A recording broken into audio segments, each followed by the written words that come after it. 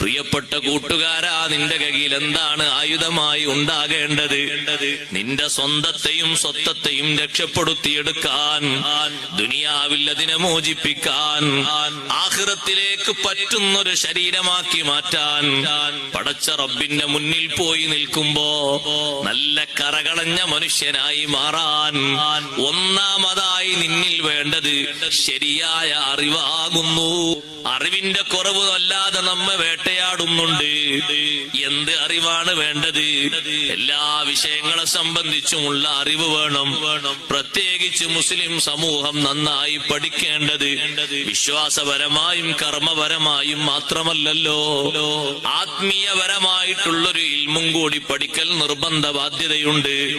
നമ്മുടെ സ്വഭാവങ്ങളെ നന്നാക്കുന്നതിന്, സംസ്കാരങ്ങളെ മെച്ചപ്പെടുത്തുന്നതിന്, രഹസ്യവും പരസ്യവും നന്നാക്കുന്നതിന്, ഇടപാടുകളും ഇടപഴകളും നന്നാക്കുന്നതിന്, എന്തിനധികം നമ്മുടെ ചിന്ത വരെ അള്ളാഹുവിന്റെ പൊരുത്തത്തിലാക്കി മാറ്റുന്നതിന്, ഓരോ സമയത്തുമുള്ള പദ്ധതികൾ മുഴുവനും റബ്ബ് തആല ഇഷ്ടപ്പെടുന്ന മാർഗത്തിലാക്കി മാറ്റുന്നതിന് ഏറ്റവും അധികം ഉപയുക്തമായ ഇൽമ് അത് ഇൽമു തസ്കിയത്താണ്. നമ്മുടെ സ്വഭാവങ്ങളെ സംസ്കരിക്കുന്ന, നമ്മുടെ വിചാര വികാരങ്ങളെ അള്ളാഹുവിന്റെ മാർഗത്തിലാക്കി മാറ്റുന്ന, യഥാർത്ഥ മനുഷ്യനായി ജീവിക്കുന്ന ഇൽമു തസ്കിയ, അത് പഠിക്കൽ നമുക്ക് ഫർള് ഐനാണ്, ഫർള് കിഫയല്ല. ഏതെങ്കിലും ഒരാൾ പഠിച്ചാൽ പോരാ.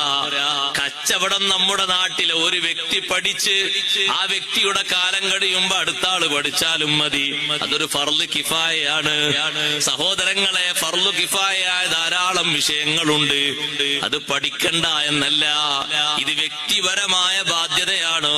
നമ്മുടെ സ്വഭാവങ്ങളെ സംസ്കരിക്കുന്ന ജ്ഞാനം നമുക്ക് വേണം.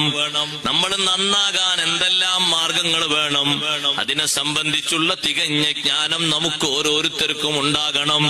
ചെറിയവരും വലിയവരും വ്യത്യാസമില്ലാതെ എല്ലാവരും ആ ഇൽമു പഠിക്കണം.